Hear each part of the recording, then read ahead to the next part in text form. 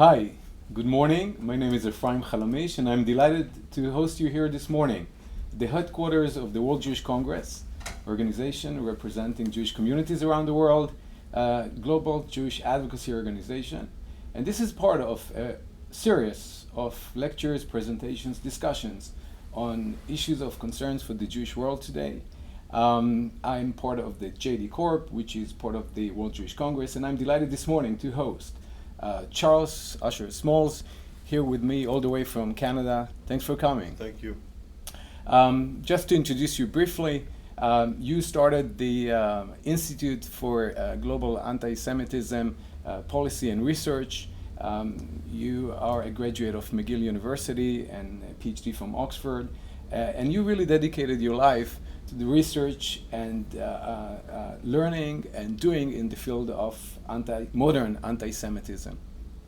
I'm just curious, what made you start this institute? Why did you decide to dedicate your life to the study of modern anti-Semitism?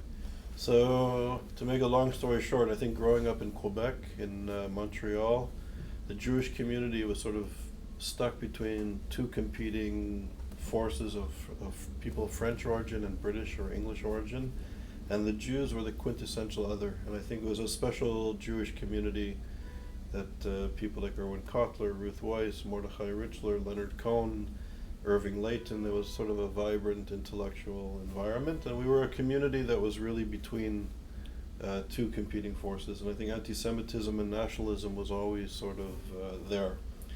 But to make a long story short, I studied these issues in my academic career at the McGill and the University of London and Oxford, and then I was part in the University of Montreal, which was a French university. We were part of a unit looking at nationalism and minority rights. And then I studied and I was teaching in Israel. I was at Ben Gurion University and Tel Aviv University. And while I was there, I was part of a group of intellectuals, Palestinian and Israeli intellectuals, that were trying to have rapprochement. And to make a long story short, there I discovered the writings of the Muslim Brotherhood. I had gone to great universities in the Western world and had no idea who the Muslim Brotherhood was. And in the late 1990s, started to read everything I could about these issues and became very concerned. And then in 2003, Elie Wiesel and Kofi Annan had the first conference on anti-Semitism at the United Nations here in New York.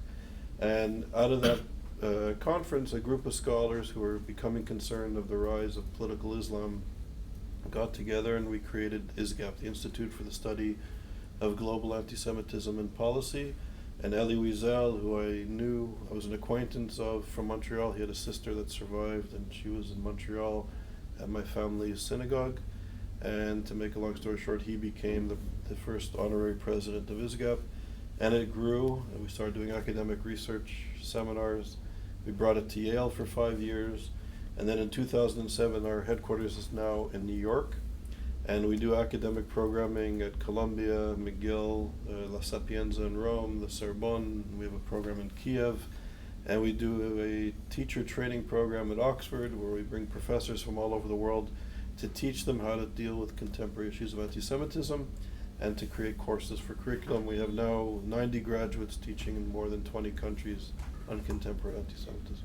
So clearly, Charles, this kind of little vision and your own personal story help you to build this wonderful initiative and the Institute. People watch us around the world, and I'm always curious. We use sometimes the word anti-Semitism very lightly, sometimes the right context, sometimes out of the context. Why do you think we should care so much about anti-Semitism today? Especially, people who do not necessarily deal with the issues on a daily basis. Why it's still quite an important issue? Right.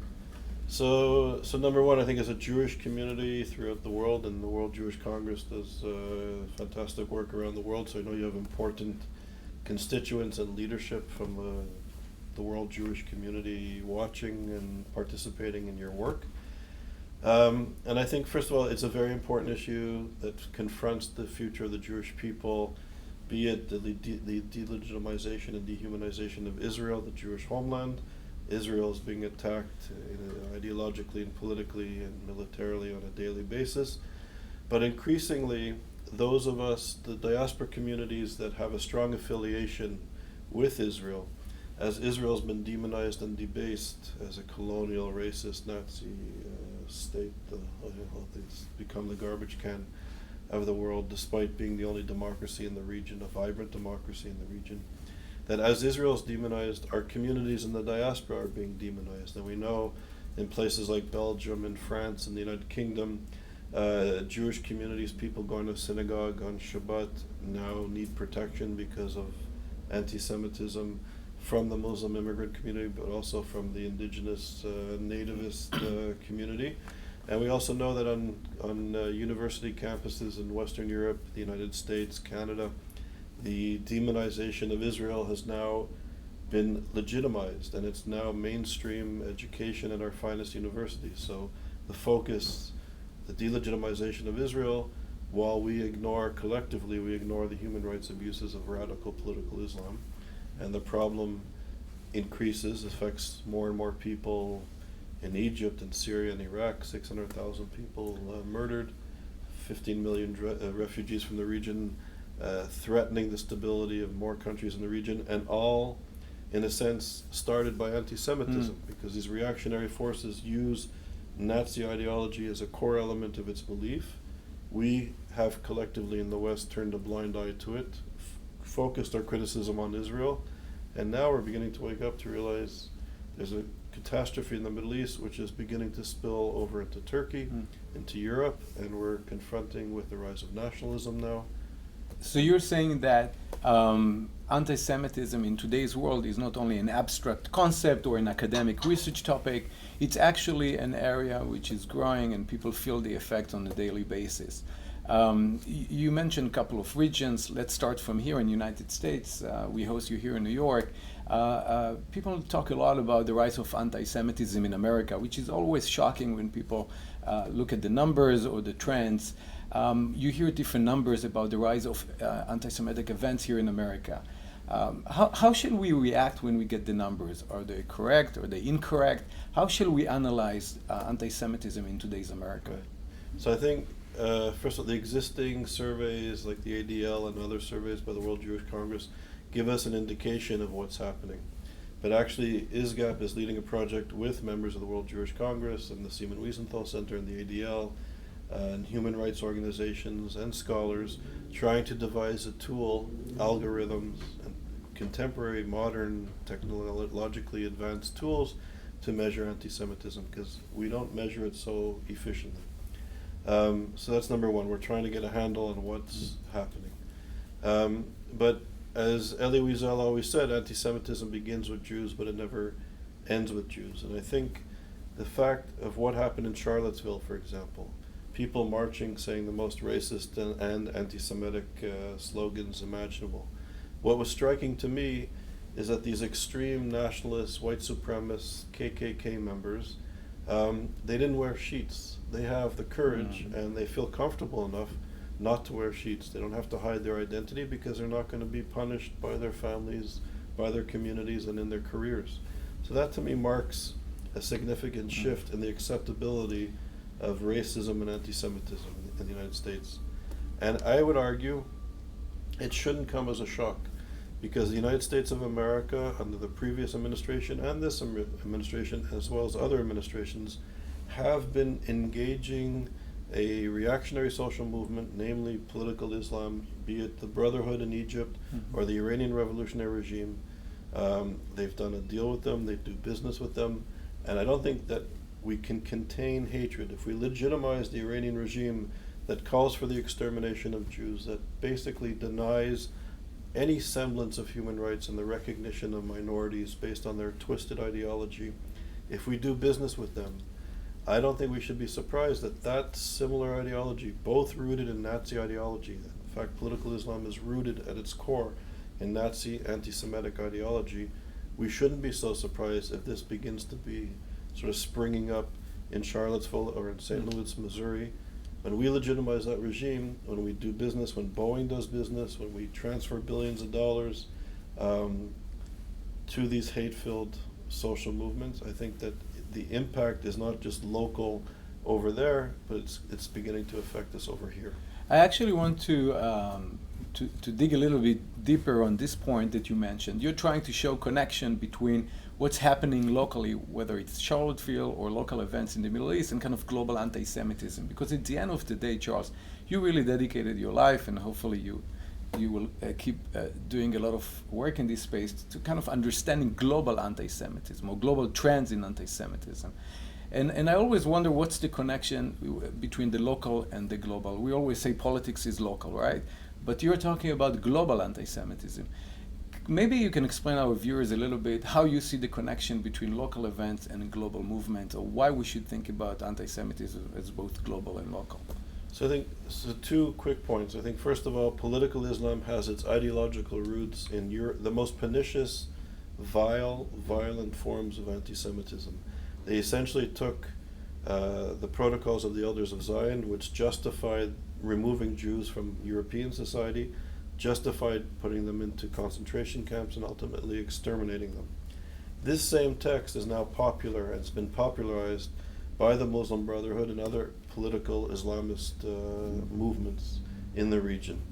They use, and I'm choosing my words carefully, Nazi ideology, Nazi anti-Semitism at the core of its ideology, fusing it with a twisted view of Islam, and promoting this form of hatred, the delegitimization of Israel. So this has been going on for, the Muslim Brotherhood is about 100 years old. This movement has been going on, this anti-Semitism has been going on for many decades. And we in the West, for the last 2 generations, under the leadership of postmodernity, Edward Said, Michel Foucault, the sort of postmodern moment, it was a taboo to criticize any peoples who were once colonized. If you start being critical of the Palestinian liberation movement or other societies in the region, you were somehow being neo-colonial and regressive under Edward Said's worldview. And this is a dominant view in the best universities in New York, in the United States, and beyond. And focusing, delegitimizing Israel while we remain silent to this reactionary movement has enabled the space in the region for political Islam to grow, to take over institutions in society, and to wreak havoc. So it's happening in the Middle East. At the same time, we allow the delegitimization of Israel. Israel cannot be accepted under this rejectionist ideology. And in the West, we have tolerated the intolerable, if you will. And I think that this has legitimized the demonization of Israel, which demonizes Jews in the West. And we see this is a regime that doesn't respect the equality of women, of gay people, of religious minorities, of Kurds, of Yazidis, of Baha'is. And for people to espouse liberal, postmodern views and sort of ignore the rights of minorities in the region, eventually this will come back to haunt us. Charles, you mentioned two terms or two movements. One is about delegitimization of Israel, and the other one is a global anti-Semitism. And as you know well, especially with respect to academia and campuses here in America, there's been a growing debate about the fine line between these two terms. And I think people are always craving for more clarity. One example would be the debate at Harvard University a few years ago about the divestment movement on campus, and I think the president at the time, which I think he published a piece with you guys about that, Professor Larry Summers, he had a very specific view how heads of universities should communicate to its members, to the community more generally, what university should or should not do with respect to delegitimization of Israel, divestment, and etc. So what's your take on the state of academia and where we're heading from here? Right. So I think the dominant view in the academy and in the media of record in the United States is to heavily critique Israel, if not demonize it. I think that's the prevailing view. And if you have that view, if you're a journalist or if you're an emerging scholar, if you have that view, that type of anti-Semitism is not only tolerable, it's your rite of passage. The more you could denounce the only democratic country in the world, the more your career will probably advance. So the connection between classical forms of anti-Semitism and the demonization of Israel. Ed Kaplan at Yale University and myself, we did a major study interviewing 5,000 people in 10 European countries and asked them a series of questions about classical forms of anti-Semitism and Israel bashing.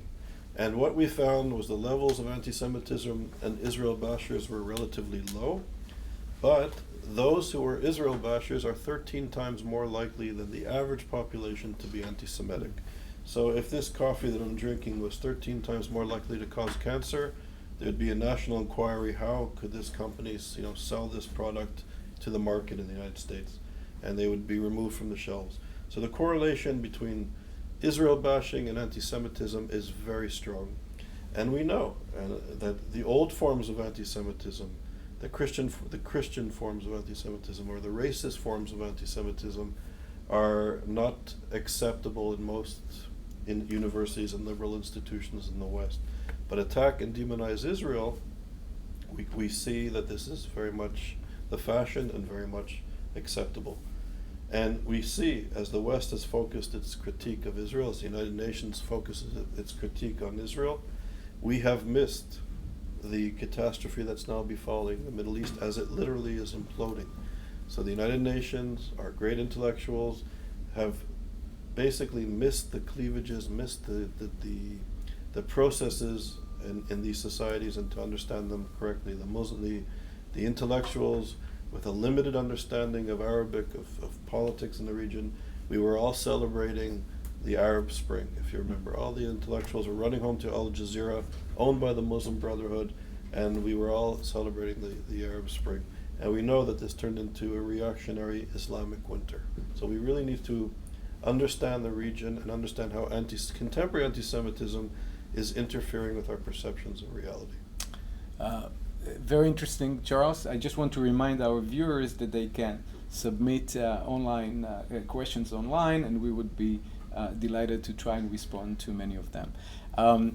So if I take your point kind of to the next level, and I think about the next crisis, whether it's an American academic institution or European one, how do you think the leadership of a leading academic institution should react when these kind of calls or demands come up? Because I think we should learn from the past, but we should also think about the future, because I think that we can all learn how to handle these kind of situations. In other words, I think it's critical from kind of academic integrity to maintain freedom of expression, freedom of academic work on campus, but at the same time to protect these Jewish interests.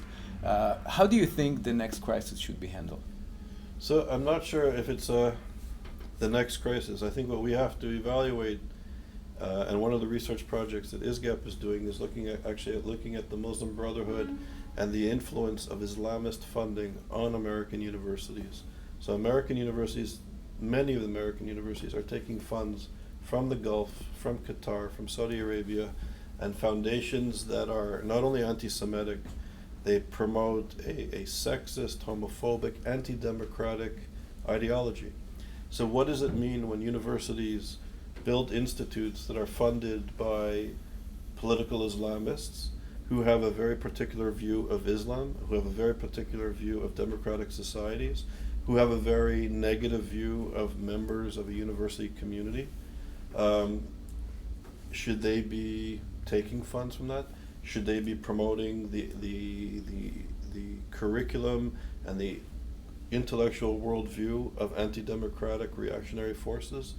What are we teaching? What are we unable to teach as a result of taking funds from these countries? So the very core institutions that are key to the future of our democratic society. Because I'm Jewish because my mother's Jewish. My mother was Jewish because her mother's Jewish. We inherit our identities. But when we're citizens in democratic countries, we have to defend and protect and expand the democratic institutions that are the foundation of our society. And the university, the media, is crucial. So we have, for example, at Oxford University, where Sheikh Yosef Kawadari, the head of the Muslim Brotherhood, who literally calls, in keeping with his ideology, who calls for all believers to finish the work of Hitler. Right? He calls for the extermination of Jews, literally today, as the head of the Muslim Brotherhood, as an adequate reflection of his ideology. He is allowed to open an Islamic Studies Center and be the head of the Board of Trustees at Oxford University.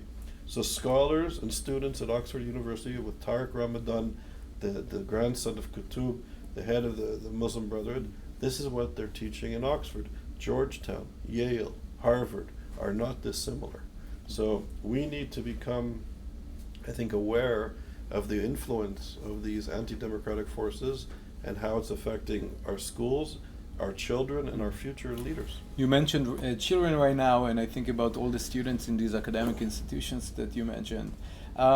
Many of them belong to what's called Gen X, so Gen Y or Gen Z, and Gen Global, kind of a new breed of students and children.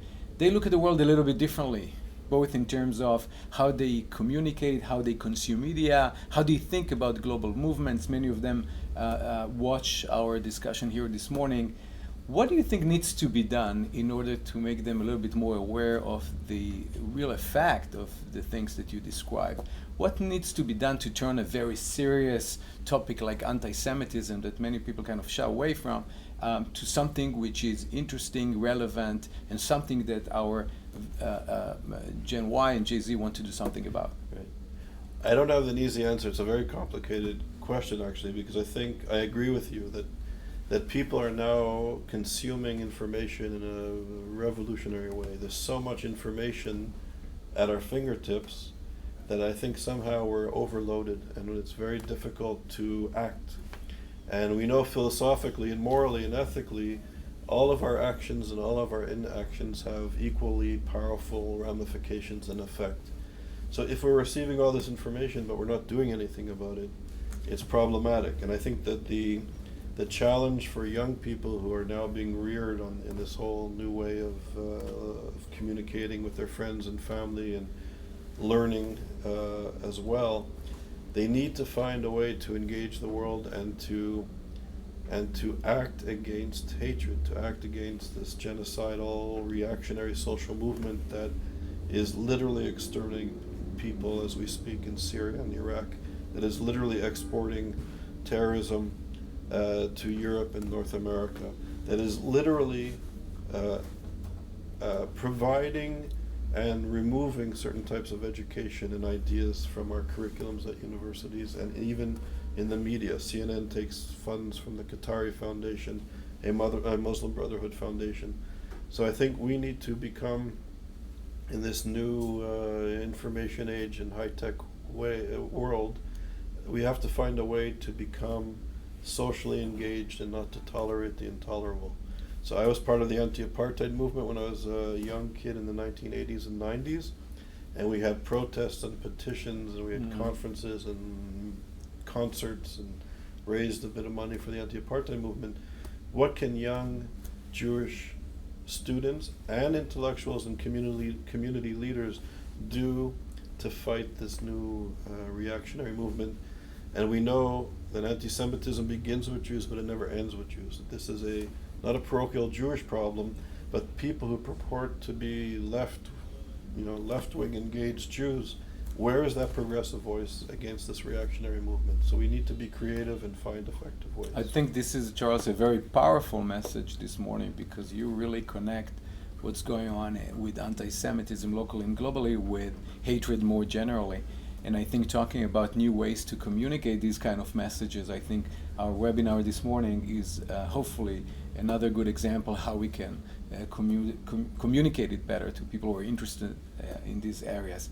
But at the same time, we're here with the World Jewish Congress this morning, and there are national and international organizations.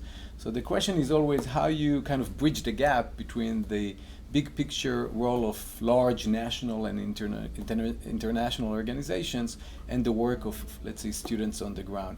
What do you think is the role of the large national, international organizations in this process, kind of the historical, the traditional Jewish advocacy groups? Because obviously things are changing, as you just shared with us, so I'm sure the role is changing as well.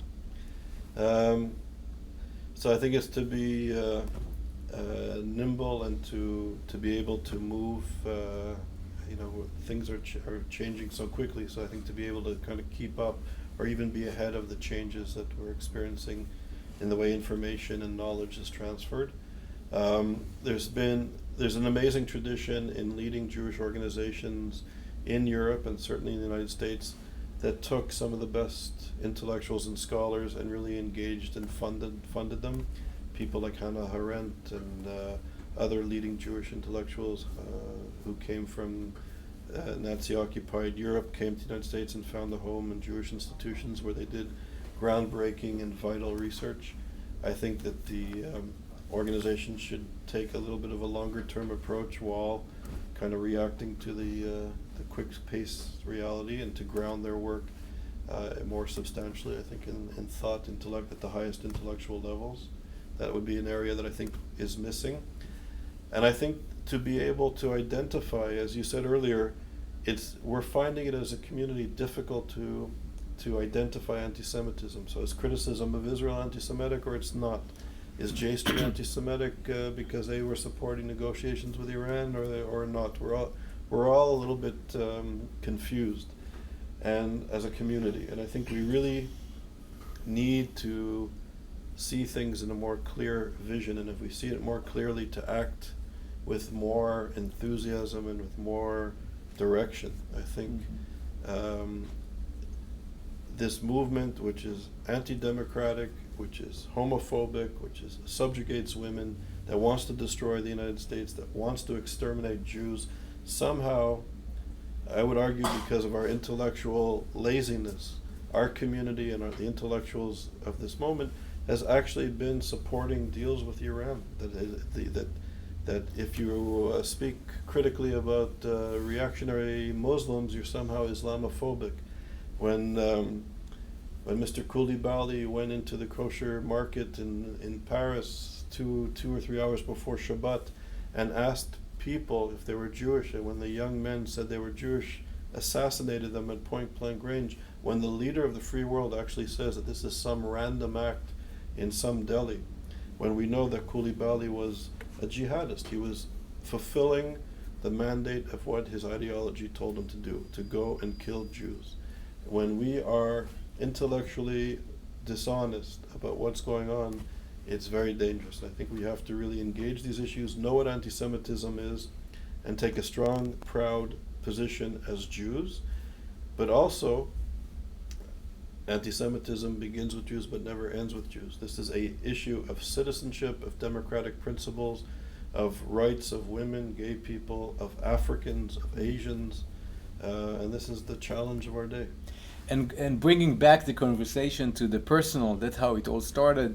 And you do a lot of work with these intellectuals, and you partner with top universities around the world, from England to United States to other locations.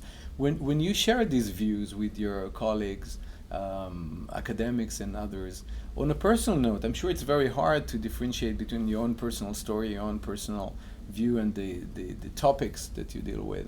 How do they react? I'm sure it's very hard, on one hand, to partner with academic institutions, but at the same time to criticize them. Yeah. So how do you do that?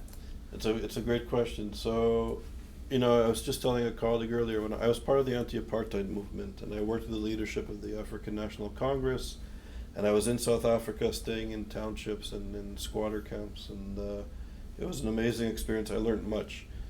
But in those days, if you were an anti-apartheid activist, you were like a cool guy. There was popular culture and music, and you were on sort of the critical crowd.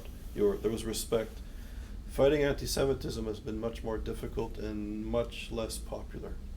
And I think it's been a taboo to even, in the university you can speak and study about the history of anti-Semitism. You can study and discuss the history of dead Jews, but discuss living Jews, discuss Israel, discuss anti-Zionism as a form of anti-Semitism, and there's a silencing that's taking place.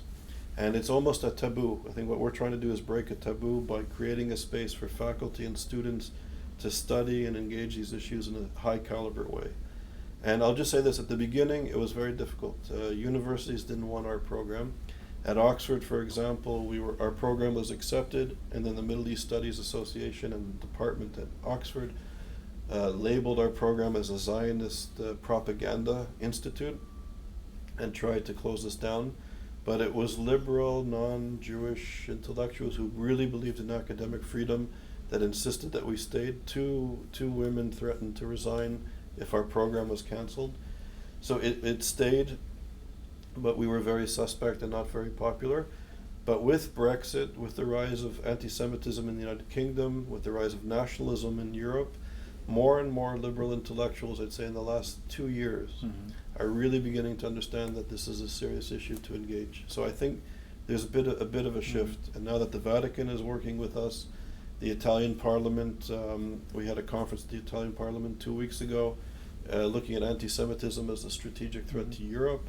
We met with government officials, representatives from NATO, and they're very much, I think, concerned about how Israel's being demonized and how this connects to some of the threats that they're facing. I think your response is especially timely in light of the results of the elections that you saw recently from Austria to some other parts of Europe. You mentioned that you met the leadership of the Vatican a few days ago, and I think you put together a very interesting program with the leadership of Europe more generally. What's the way they think about nationalism in Europe in connection with our discussion this morning about anti-Semitism? It's a good question. So I found it was interesting. I'm a skeptic. I'm a bit of a critical thinker. But for the last 2 or 3 years in the Vatican, and certainly in the Italian government, and in France to some extent, and I think it's beginning in England, you keep hearing people say that the problems of the Jews and the problems of the Israelis are our problems. So the Vatican is beginning to see the treatment of Christians in the Middle East as something very dangerous and negative, and they're beginning slowly, I think, to speak out and to act against it. And the rise of extreme nationalism that also uses anti-Semitism, classical forms of anti-Semitism. They're less anti-Israel, but they're more anti-Semitic. I think the alarm bells are being rung in Europe, and that people realize that their silence on the demonization of Israel for the last generation or two, their silence on the rise of political Islam has created a vacuum where nationalists are beginning to rise and threaten their fellow citizens. So there's an awareness, and I hope it will become more significant as time goes on.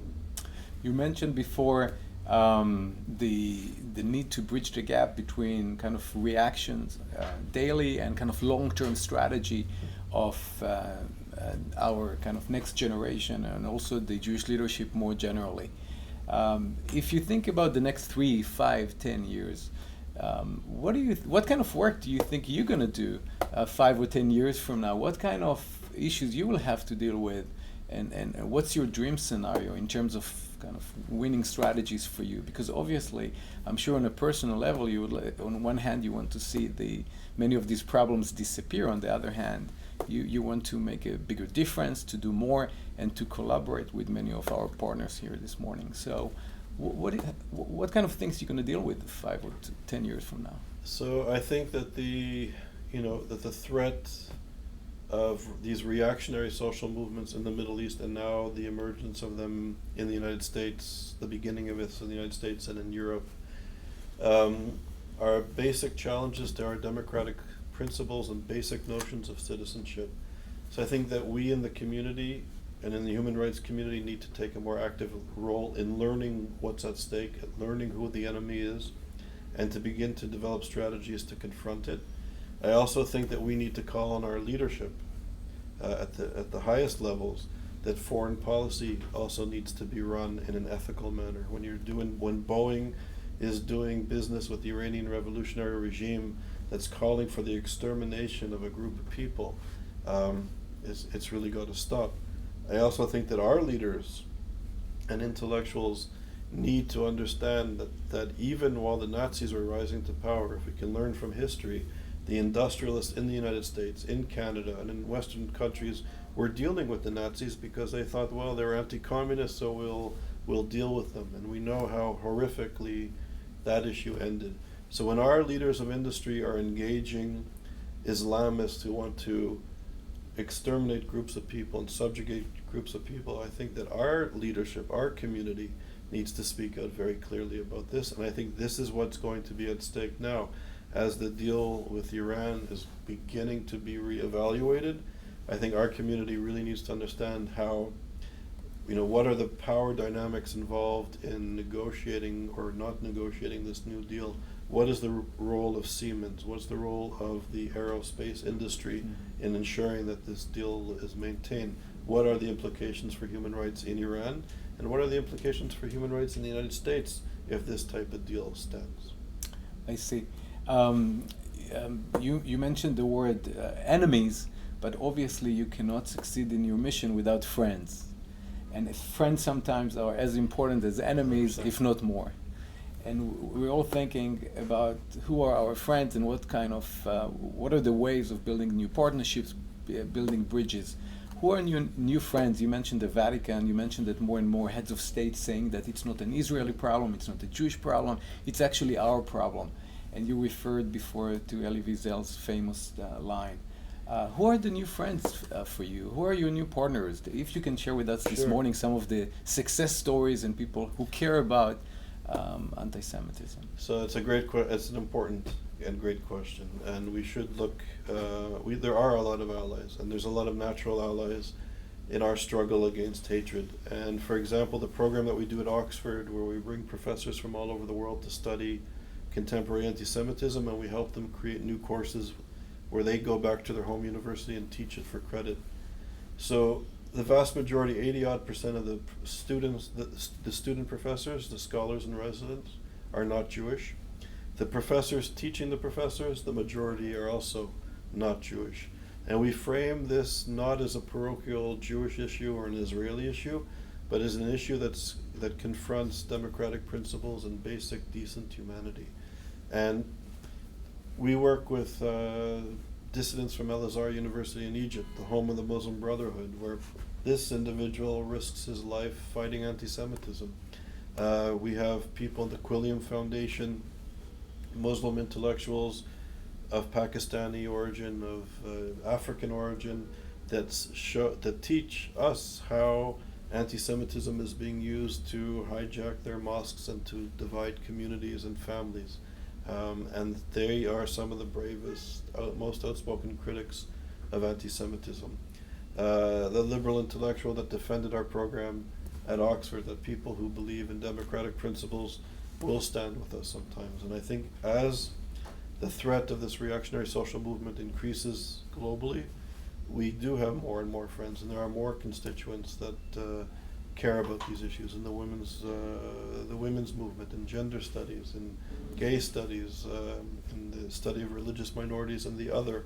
I think more and more people are becoming aware that this is a threat to all of humanity, not just to Israel and the Jews. And if I'm not wrong, Charles, once a year, I think it's summertime, you try to bring many of these leaders and intellectuals for your summer program. Although the fall now in New York feels like summer, but maybe you can take us back a few weeks and share with us what's so unique about bringing all these new friends, partners, intellectuals, scholars to one place to talk about the issues in a very direct, transparent, and kind of warm environment. Right.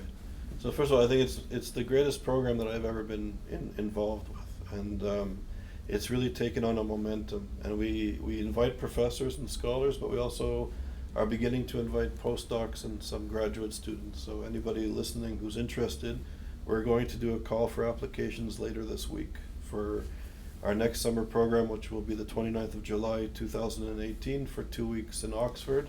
And we engage the scholars for 3 months.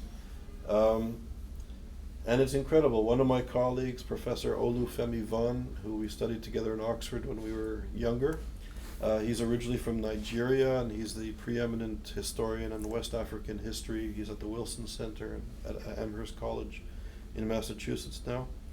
And for example, this is something I never knew. He traces the 3 waves of jihad from Saudi Arabia down through the Maghreb into West Africa.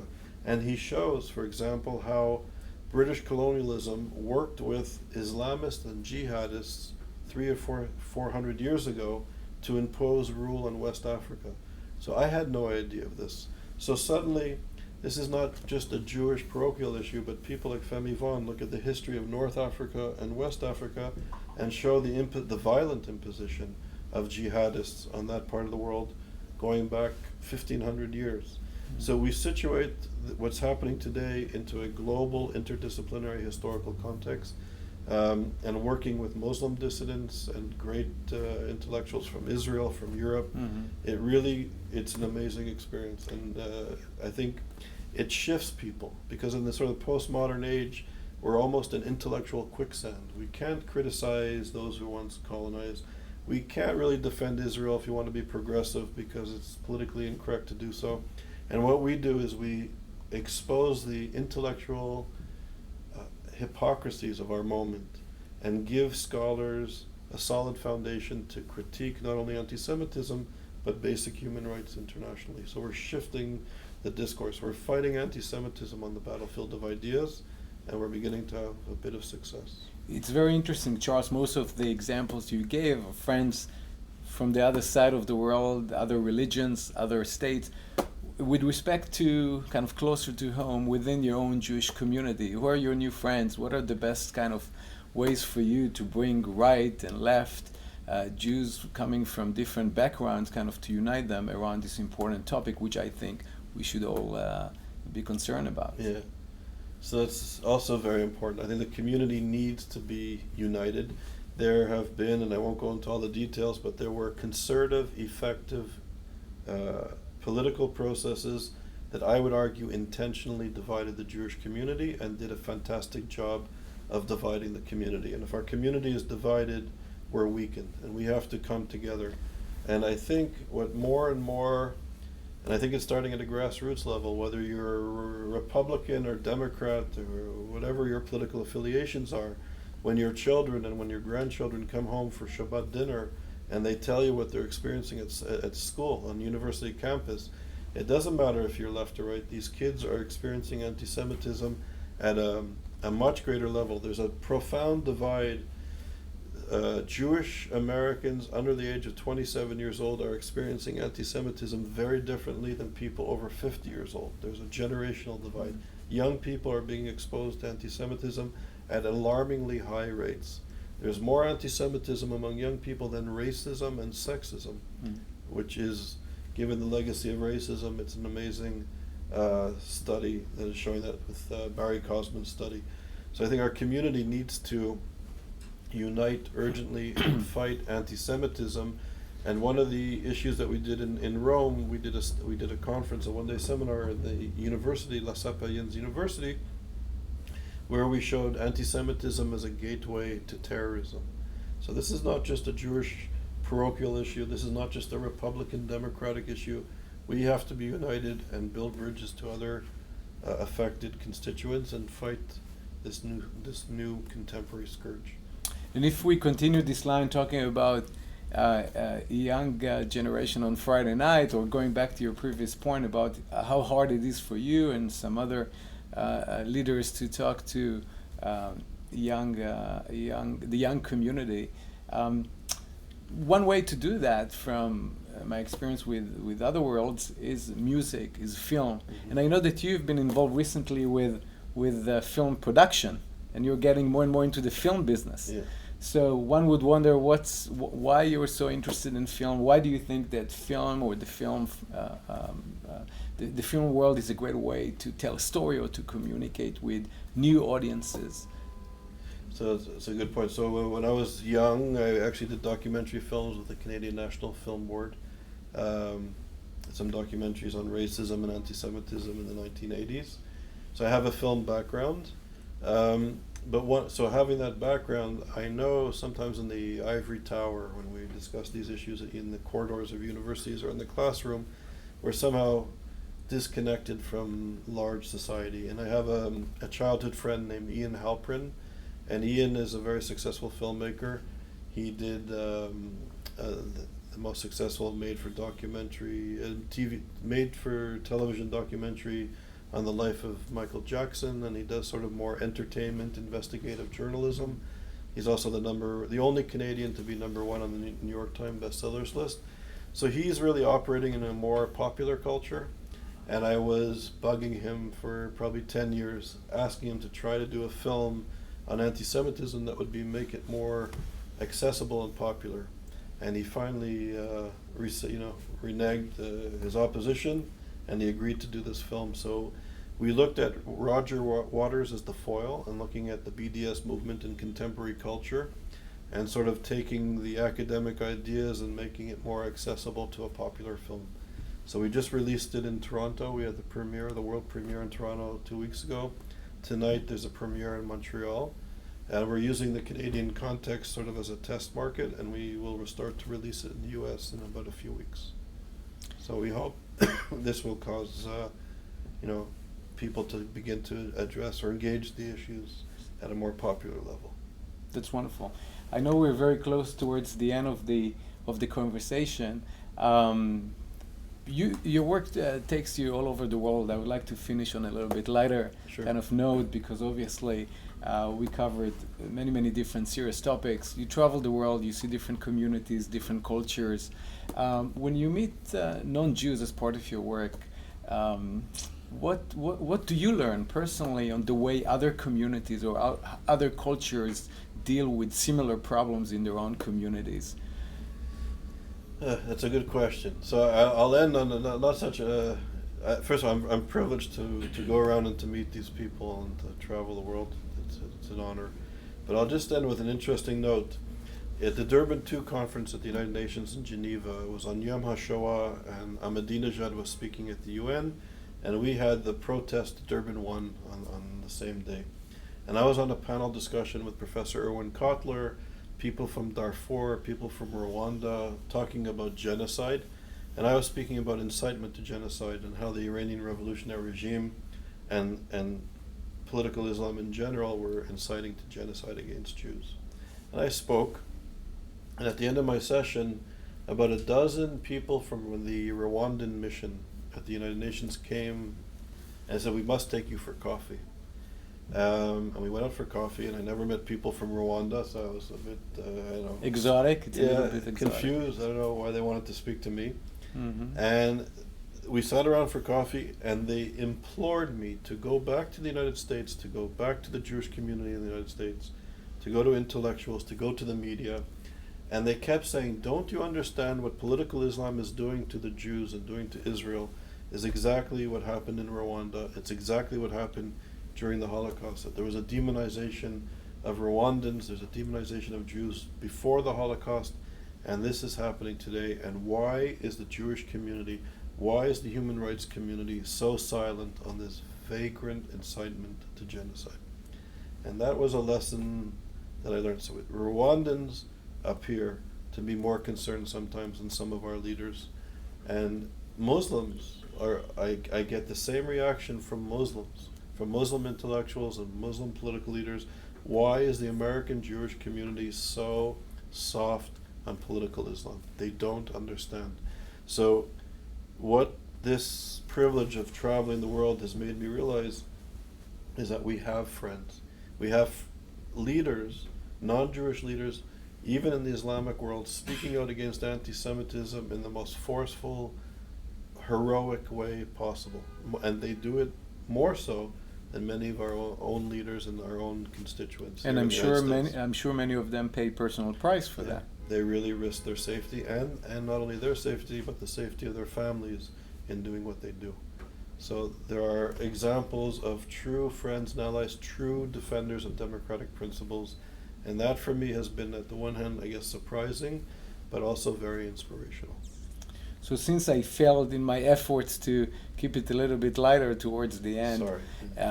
Not at all. So when you travel and you don't meet these heroes around the world who are so courageous and they do this important work for their communities, for other communities, what keeps you busy when you're not dealing with anti-Semitism? I'm sure many of our viewers, especially the younger ones, are wondering. Yeah, no, I think I work a little bit too hard at times, but music is a great escape and inspiration.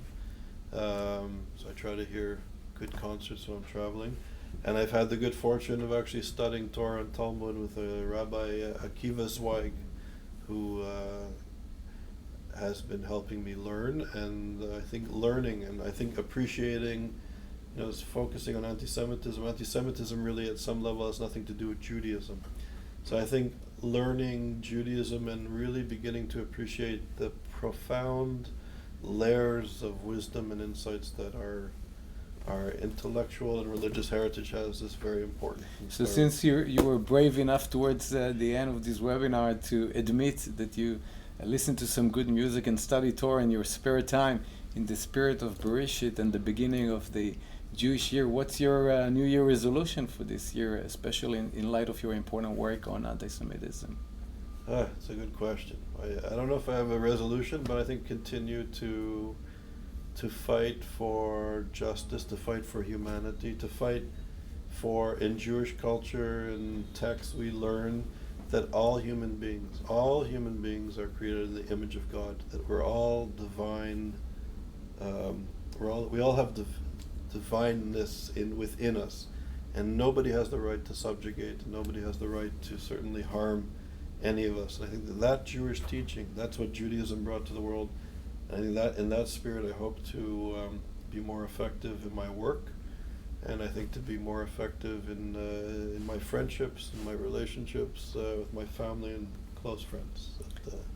Thank you for sharing this New Year resolution with us, and most importantly, thank you very much for being here with us this morning. Thanks. I thought it was a very interesting discussion on things that unfortunately sometimes we don't spend enough time on, and I think we had many viewers around the world watching us and thinking how to take all your insights, experiences, research to their own lives, whether in research, academia, practice, Jewish advocacy.